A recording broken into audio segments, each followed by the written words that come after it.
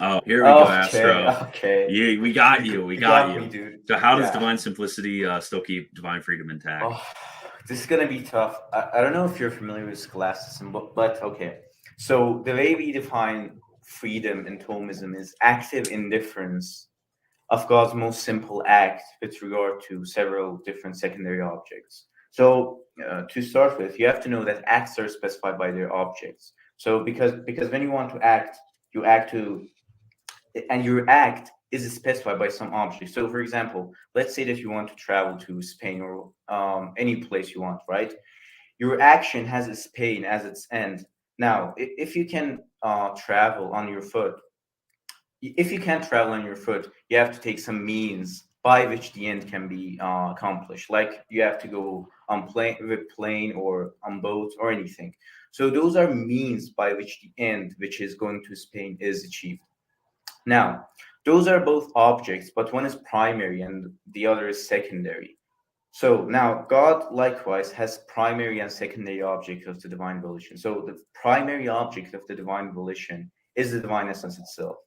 God wills himself of absolute necessity. God cannot choose not to love himself. It's absolutely necessary, natural for God to love himself. But because God absolute by absolute necessity loves himself, we can show that God's love or goodness can exist without creatures. So God's goodness in no way depends on those secondary objects, which are the creatures or means that are ordered to the divine goodness. And since that's the case, there's no necessity on the part of God's action to necessarily choose these objects, which are called secondary objects. So, what we say is that God's freedom is active indifference of God's most simple action, not power, because God never moves from having power to going to act. Because God, unlike creatures, has an eternal action, not a temporal action.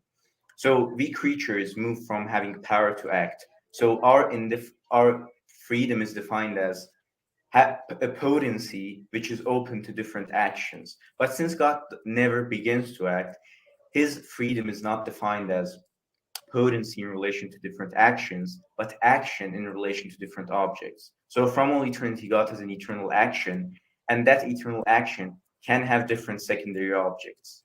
Okay, and that's how we say that God is free, because the God's act of willing does not depend on those secondary objects, but only on the primary object, which is His essence.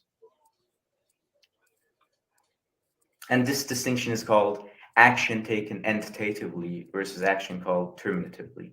So the action is entitatively necessary because God cannot lack the action because freedom is a perfection. But terminatively, there is no necessity for God's action to terminate at creatures because there's no necessity for him to will them because his will doesn't depend on secondary objects.